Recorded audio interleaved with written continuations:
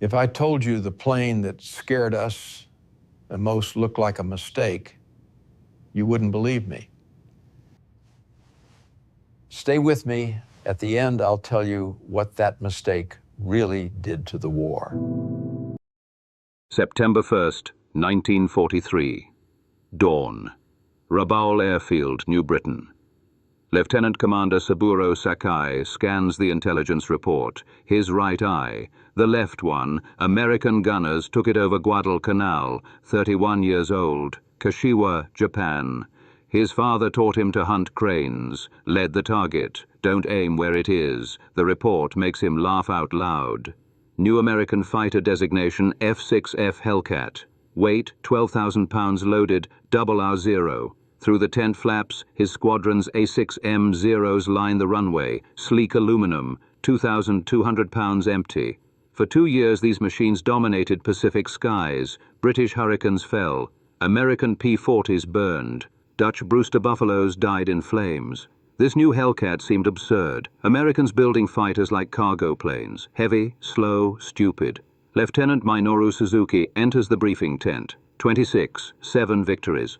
Commander, intelligence says the Hellcat carries armor plate everywhere. 200 pounds just protecting the pilot. Sakai shakes his head. They still don't understand. Air combat is art. They treat it like engineering. What Sakai doesn't know, in 30 days this engineering will begin systematic annihilation of Japanese naval aviation. The F6F Hellcat will achieve 19 kills for every loss. 5,200 enemy aircraft destroyed, only 270 Hellcats lost in aerial combat. The Americans weren't building a fighter, they were building an industrial execution system. The mathematics of aerial supremacy were about to be rewritten by an aircraft that looked wrong and flew heavy. Within 6 months, Sakai himself will write final letters, knowing that encountering Hellcats meant statistical certainty of death. The Japanese confidence wasn't arrogance, it was mathematics. Since December 7, 1941, the Imperial Japanese Naval Air Service achieved victory ratios that defied belief. Pearl Harbor, 29 aircraft lost, 347 American planes destroyed. Philippines, 7 losses, 103 kills. Darwin, Australia, 2 zeros lost. 30 Allied aircraft burning. At the center flew the Mitsubishi A6M0. When American engineers tested captured examples in 1942, they refused to believe the performance data. A fighter with bomber range, biplane maneuverability, devastating firepower. The Zero weighed 5,800 pounds loaded. Wing area 230 square feet. Wing loading 22 pounds per square foot. Turning radius 612 feet. No American fighter could match it in a turning fight. Warrant Officer Hiroyoshi Nishizawa described the Zero in his diary. Flying the Zero is like wearing wings. The aircraft responds to thought. American planes fly like trucks. The revolutionary design philosophy. Extra super duralumin, a classified aluminum alloy 30% lighter than American designs. No armor-protected pilots. No self-sealing fuel tanks added weight. Radio equipment often removed to save pounds. Every ounce sacrificed for performance. Pure lethality through absolute commitment. The samurai philosophy applied to aviation. Accept death. Achieve perfection. By September 1943, Zero pilots owned Pacific skies. Victory after victory. Every engagement proved Japanese superiority. Every American fighter that challenged them burned. The Zero's 2 7.7mm machine guns and 2 20mm cannons delivered precise killing power. Japanese pilots trained 3 years before combat. 700 flight hours minimum. They were artists of aerial warfare, masters of their craft. When intelligence reports arrived describing the Hellcat, veteran pilots dismissed them immediately. Americans learning nothing. Another heavy failure attempting to overcome skill with brute machinery. The mathematics seem to support this.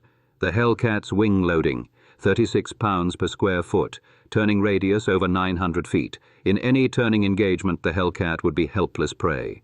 September 30th, 1943. Morning. Marcus Island.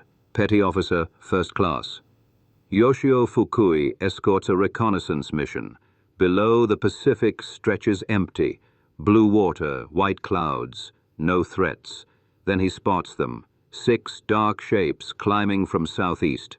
B-25 bombers on the strange heading. They turn. Single engines, massive fuselages, wings too short for the bodies. F6F Hellcats. First encounter with the American failure. Fukui engages with standard tactics. Roll into diving turn, use superior maneuverability, curve onto the enemy's tail. Americans always run straight. Easy kill. This time something unprecedented happens. The Hellcat doesn't run. It doesn't try turning. It goes vertical. The Pratt & Whitney R2800 engine. 2,000 horsepower. 700 more than the Zero's 1130. The Hellcat climbs at 3,500 feet per minute. Fukui follows, watches his airspeed decay. The Zero struggles against gravity. At 15,000 feet, the Hellcat performs a maneuver that shouldn't be possible for its weight. Hammerhead turn, drops directly onto Fukui's tail. The American opens fire at 400 meters, not 4 machine guns, 6 Browning 50s, volume of fire unprecedented, 17 hits in 3 seconds. Fukui's Zero shreds like paper. Only by spinning does he escape. Barely makes Marcus Island. His aircraft riddled, holes everywhere, control cables severed, fuel streaming. His wingman, Petty Officer Masao, doesn't return. Neither does the reconnaissance aircraft. First blood to the Hellcat. First lesson. Weight wasn't weakness. Americans converted mass into weapon. What looked like design failure was deliberate choice, protection, power, persistence. That night, Fukui writes his report. He includes details Japanese command doesn't want to hear. The Hellcat's vertical performance exceeds Zero capabilities.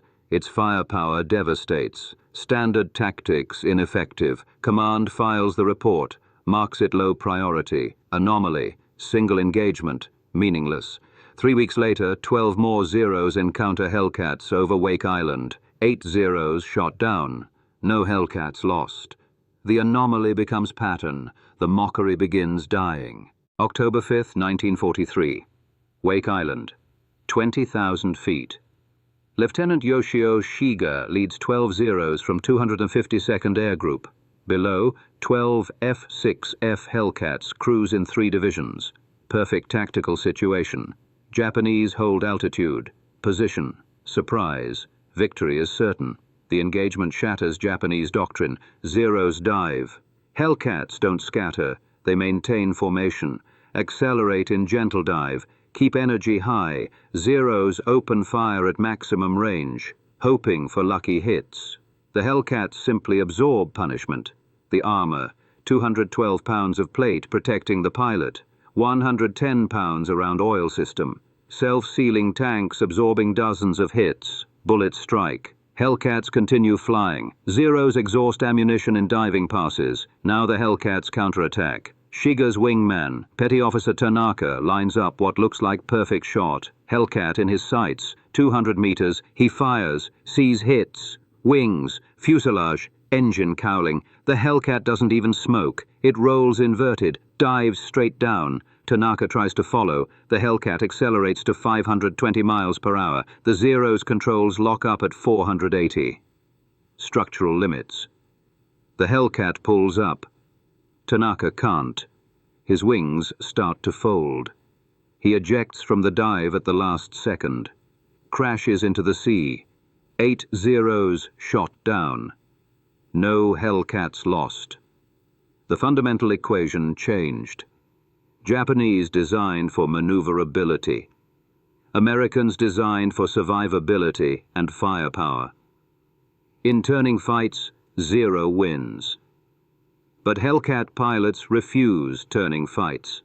They fight vertically, diving attacks, zoom climbs, converting potential energy to kinetic energy, slashing attacks giving Zero pilots no chance to use superior agility. Back at Rabaul, surviving pilots report what they witnessed. Command doesn't believe them. The math says Hellcats should be inferior. Reports must be exaggerated. Pilot error, poor tactics. But the losses continue. Every week, more zeros don't return. Every engagement, Hellcats demonstrate unnatural advantages. November 11th, 1943. Lieutenant Commander Tanemizu briefs assembled pilots. 32 victories, one of few survivors of multiple Hellcat encounters. Forget everything you know about air combat. The Americans changed the rules. Tanemizu draws on the chalkboard. Hellcat tactics. They work in pairs, one high, one low. While you engage one, the other is already diving on you. The technology gulf widens daily. Hellcat 6 Browning M2 machine guns fire 750 rounds per minute each. 4,500 rounds per minute total. Each 50 caliber bullet weighs 46 grams. Delivers 3,500 foot-pounds of energy. Zero's 7.7 millimeter fires projectiles at 750 foot-pounds. The firepower disparity is mathematical massacre. More disturbing. American radar-guided fighter direction. Hellcat pilots guided to targets by shipboard controllers who see Japanese aircraft from 50 miles away. October 18th, 1943. Lieutenant Sadamu Komachi leads 6 Zeros on patrol. They're climbing through clouds at 12,000 feet when the world explodes. Hellcats diving from above. No warning. Perfectly positioned. Komachi's number 2 disintegrates. Fireball. His number 4 spins into the sea, wings shredded. Komachi survives only because he dives into the clouds, emerges 20 miles away, alone. 4 aircraft gone in 15 seconds. He reports what happened later. They knew where we were, our altitude, our course. We were blind men fighting those who could see. The pilot crisis deepens. Pre-war Imperial Navy pilot training took 3 years. 700 flight hours minimum. Masters of aerobatics, gunnery, formation flying. By January 1944, Japanese naval pilots enter combat with 300 hours. Army pilots with 200. Fuel shortages mean most training done in gliders. Gunnery practice limited to 50 rounds per pilot. Meanwhile, American pilots arrive with 300 hours minimum, including 50 hours in type. They've fired thousands of practice rounds, practiced carrier landings until automatic. Lieutenant Commander Hashimoto writes in his final report, "We are sending children to fight professionals. Yesterday, Ensign Yamamoto arrived, never fired his guns in flight, never flown at night. He lasted 7 minutes. His Zero was found floating in pieces. 43 bullet holes counted in the wreckage, all 50 caliber, all from one Hellcat. The mathematics become genocide." October 12th through 16th, 1944. Formosa. Vice Admiral Fukudome commits everything. 700 aircraft. Last trained pilots from homeland training squadrons. Operation to stop American carrier raids. Japanese claim spectacular victory. 26 carriers sunk. 300 aircraft destroyed. Tokyo celebrates. Reality discovered after gun camera footage developed. Actual American losses, 89 aircraft. Japanese losses, 329 aircraft. Almost every experienced pilot dead. Lieutenant Akamatsu survives, one of the few veterans. His memoir describes the slaughter. The Hellcats were waiting at every altitude. As we climbed, they were above us. As we dove, they were below. They had divided the sky into grids. It was systematic extermination. The Hellcat combat system revealed its true nature. Not dogfighting, grid defense, radar vectoring, division tactics, coordinated attacks, industrial efficiency applied to killing. American pilots in ready rooms developed new terminology. Turkey shoot. Japanese aircraft as helpless as game birds. The phrase spreads through carrier groups. Commander David McCampbell of Air Group 15 shoots down 7 aircraft in single engagement. His wingman, Roy Rushing, gets 6. McCampbell describes the engagement matter-of-factly. High side run, shoot 1 down, zoom, climb back. They try to follow, stall out, another Hellcat picks them off. The technology gap becomes unbridgeable. F6F variant incorporates water injection. Power boosted to 2,200 horsepower. zero-length rocket launchers, improved armor, K-14 computing gun sight calculating deflection automatically. Even Saburo Sakai, Japan's legendary ace, nearly dies in his first Hellcat engagement. June 1944. Despite skill and experience, he writes later about the encounter. I performed my best aerobatics, loops, rolls, splits, every maneuver I perfected over 200 combats. The Hellcat followed easily. The admission devastates Japanese morale. If Sakai with 30 victories can barely escape, what hope for new pilots with 200 hours training? By December 1944, Japanese pilot training reduced to 40 hours for Navy pilots, 60 hours for Army. Kamikaze pilots receive 40 hours total, approximately 7 days of training.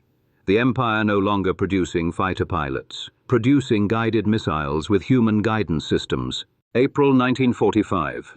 Okinawa. Japanese launch 1900 kamikaze sorties against American fleet. The Hellcat transforms from fighter to defender against desperation. Lieutenant Eugene Valencia leads his flying circus division, shoots down 23 Japanese aircraft during the campaign. His tactical innovations make traditional Japanese tactics suicidal. Valencia describes the system later: 4 Hellcats in line abreast, separated by 100 yards, sweep through Japanese formations at high speed. Each pilot covers his sector, 1 pass. Climb back, repeat. We called it the mowing machine. The mathematics are stark. Hellcats fly 38,000 combat sorties, claim 2,300 victories against 249 losses, a 9.5 to 1 ratio. More significantly, they prevent approximately 80% of kamikaze aircraft from reaching targets. What Japanese military psychologists later term Hellcat psychosis spreads among surviving pilots. Not fear of death. Japanese pilots embrace death. Fear of meaninglessness, dying, accomplishing nothing. Admiral Ozawa writes in his after-action report about what happened. The enemy achieved something we thought impossible: the industrialization of air combat. Each Hellcat, not an individual fighter, but component in vast machine. Our pilots were engaging not planes, but a system. The kamikaze equation emerges from this reality. Vice Admiral Onishi explains the mathematics. If a Zero attacks carrier conventionally, probability of success is near 0. Hellcats will destroy it. If the Zero becomes a bomb, probability increases to 30%. The pilot dies either way. October 25th, 1944. Hiroyoshi Nishizawa, Japan's ace of aces with 87 victories, escorts first official kamikaze mission. Claims his 86th and 87th kills. 2 F6F Hellcats. Next day, October 26th, Nishizawa dies as passenger aboard transport, shot down by Hellcats from VF-14. Japan's greatest ace, helpless without fighter, falls to the very aircraft he briefly bested. The production miracle compounds Japanese despair. Grumman's Bethpage factory operates 24 hours daily. At peak production, new Hellcat rolls off assembly line every 60 minutes. 12,275 Hellcats produced in 30 months. In 1944, Japan produces 5,100 fighters of all types. America produces 35,000 fighters that year alone. Not war. Industrial annihilation. June 19th, 1944. The Philippine Sea. The transformation crystallizes. Before. September 1943. Japanese carrier aviation dominates Pacific theater. 0 pilots trained 3 years minimum. Victory ratios exceed 10 to 1. Imperial Navy owns the skies. American fighters flee before 0 formations. Admiral Ozawa commits reconstituted carrier force to Operation A-Go, decisive battle to destroy American carrier power, 9 Japanese carriers, 450 aircraft, best remaining pilots. Against them, Task Force 58, 15 American carriers, 956 aircraft, 450 of them F6F Hellcats. Ozawa launches first wave at 0830. 69 aircraft. American radar detects them at 150 miles. Hellcats vectored for interception. Perfect positioning. Altitude advantage. Sun at their backs. Approaching from Japanese blind spots. Lieutenant Zenji Abe leads fighter escort. He describes what he saw. They were stacked from 20,000 to 30,000 feet. At least 60 Hellcats, waiting like steel curtain. We were at 18,000 feet. Every advantage was theirs. The engagement lasts 12 minutes. Of 69 Japanese aircraft, 42 shot down. Commander David McCampbell, CAG of Air Group 15, shoots down 7 aircraft that single day. His wingman, Roy Rushing, gets 6. McCampbell explains the tactic simply. High side run, shoot one down. Zoom climb back. They'd try to follow. Stall out. Another Hellcat picks them off. By day's end, Japanese lost 346 carrier aircraft, plus 50 land-based aircraft. American losses, 30 aircraft from all causes. American pilots in ready rooms that evening coined the term, turkey shoot, enemy aircraft as helpless as game birds. After, August 1945. Of 18,000 naval aviators who started the war, fewer than 100 combat experienced pilots remain. The Imperial Japanese Naval Air Service has ceased to exist as effective fighting force. October 24, 1944. Battle of Leyte Gulf. McCampbell set single mission record. Leading 7 Hellcats from Essex, he intercepts 60 Japanese aircraft. In 90-minute battle, McCampbell shoots down 9 aircraft. 5 Zeros, 4 bombers. His wingman destroys 6 more. McCampbell reports afterward. I ran out of ammunition after the 9th kill. The Hellcat performed flawlessly. Not a single hit on my aircraft, despite being outnumbered 8-1. 7 Hellcats routed 60 Japanese aircraft. 15 destroyed without loss. Complete reversal of air superiority. The transformation complete. From mockery to massacre in 9 months. August 15, 1945. Morning. Atsugi Airfield. Captain Minoru Genda stands among the wreckage. The man who planned Pearl Harbor, who dismissed the Hellcat as weight over finesse 3 years ago. Around him sit remnants of Japanese naval aviation, teenage pilots with 40 hours flight time, aircraft cobbled from spare parts, empty fuel tanks. Emperor Hirohito's voice crackles over the radio. Surrender. That same afternoon, Ensign Clarence Moore of VF-31 flying from USS Belleau Wood shoots down Yokosuka D-4Y Judy dive bomber. Last aerial victory of World War II. Japanese pilot apparently unaware of surrender. 2 short bursts from Hellcat's 6 guns end Pacific Air War. The war's end accounting tells the story. The F6F Hellcat destroyed 5,223 enemy aircraft in aerial combat, lost 270 aircraft to enemy fighters, achieved 19.3 to 1 kill ratio, produced 305 U.S. Navy aces, accounted for 75% of all Navy air-to-air victories. September 1945, first American aircraft to land after surrender. 12 F6F Hellcats from USS Yorktown. Japanese pilots, mechanics, ground crew line the runway to see their tormentor up close. Lieutenant Robert Vann, ace with 19 victories, demonstrates Hellcat's capabilities. His casual aerobatics, loops, rolls, climbs that would tear Zero apart, leave them speechless. Vann tells them through interpreter, this isn't even pushing it. In combat with water injection, it's 20% more powerful. The plane is stressed for 13 Gs. I've never managed to break one. Korean War, 1950. American pilots fly F-9F Panthers and F-86 Sabres using identical doctrine. Energy fighting, vertical maneuvers, boom and zoom, Hellcat principles refined. Vietnam, F-4 Phantom pilots initially struggle against MiG-17, attempting World War I dogfights. Navy establishes Top Gun School. First lesson taught. Hellcat Doctrine. Don't dogfight. Use your speed. Use your systems. Fight as coordinated unit. Modern F-15 Eagle and F-22 Raptor doctrine traces directly here. Energy retention, vertical maneuvering, systems integration, refusing enemy's preferred fight. The Hellcat didn't just win battles, it revolutionized fighter doctrine for 80 years. Admiral Ozawa provided honest assessment years later. We laughed at the Hellcat because we didn't understand it represented not just aircraft, but entire civilization's approach to war. By the time we stopped laughing, our air forces had ceased to exist. The ultimate lesson: system design. The nation-building better system destroys nation-building better warriors. Lieutenant Commander Saburo Sakai survived the war. Returned to Kashiwa, Japan. Age 33. Worked as printer. Small shop near his childhood home. 42 years. 6 days weekly.